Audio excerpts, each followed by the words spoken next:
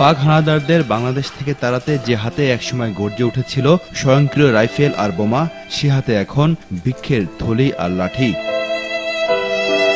চান মিয়া দেশমাতৃকার টানে জীবনের মায়া তুচ্ছ করে ঝাঁপিয়ে পড়েছিলেন পাক হানাদারদের বিরুদ্ধে।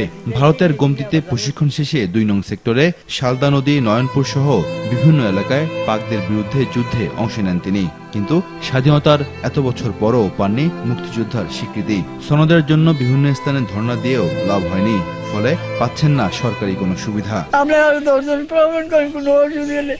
আমার সব কিছু কাগজপত্র আছে, সব আছে, টেলিভিশনের কাগজ আছে, কোনো আইডের সার্টিফিকেট আছে, সব আছে, সব আছে। আমি কাজ করতে পারি, খুব কষ্ট চলতেছি। জীবনের শেষ প্রান্তে এসে দুমুঠো ভাতের জন্য অন্যের কাছে হাত পাততে হচ্ছে তাকে।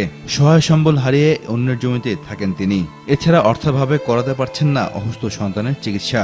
আমরা গুরুত্ব যুদ্ধ করছি, শশীদল, শালদা নদী, নয়নপুর। আমরা একটু কষ্ট করে স্যার, আপনি ভাতা লাগলো না, আমার গ্রামের মধ্যে অরিজিনাল মুক্তিযোদ্ধা থাকলে উনি আছে। কাগজপত্র লইয়া ঘুরতে আসছে, এখন পর্যন্ত তার কোনো মূল্যায়ন আমরা পাইতেছি না। তাকে সনদ লাভে সহযোগিতার কথা জানালেন উপজেলা কমান্ডার। তার কাগজপত্র যদি প্রমাণিত হয় তাহলে যথাযথ কর্তৃপক্ষের সাথে আলাপ আলোচনা করে তার মুক্তিযোদ্ধা হওয়ার জন্য যতটুকু সহযোগিতা লাগে আমি ইনশাআল্লাহ করব। এদিকে স্বাধীনতার ৪৪ বছর পর মুক্তিযোদ্ধা স্বীকৃতি পেলেন স্বাধীনতা যুদ্ধে নির্যাতিত কুমিল্লার বীরাঙ্গনা আফিয়া খাতুন খঞ্জনী। নিজের সর্বস্ব উৎসর্গ করে যিনি রক্ষা করেছিলেন কুমিল্লার সোনাপুর গ্রামের নারীদের। যুদ্ধ শেষে আমার মারে আইছিলে, আমার মারে আর জায়গা দিছে না আমার দাদি। মারা দুর্না বলি বাইরে সরমান্য দেখে বাইরে মরে গেছে, আমি মরছি না। তাকে মুক্তিযোদ্ধা তালিকাভুক্ত করায় উচ্ছ্বসিত কুমিল্লার মুক্তিযোদ্ধারা। মাননীয় প্রধানমন্ত্রীকে অভিনন্দন এবং ধন্যবাদ জানাচ্ছি।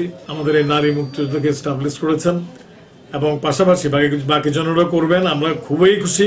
স্বাধীনতা সংগ্রামে সর্বস্ব হারানো বীরাঙ্গনা এবং সনদভুক্ত না হওয়া প্রকৃত মুক্তিযোদ্ধাদের সরকার দ্রুত তালিকাভুক্ত করবে, এমনটাই আশা সবার।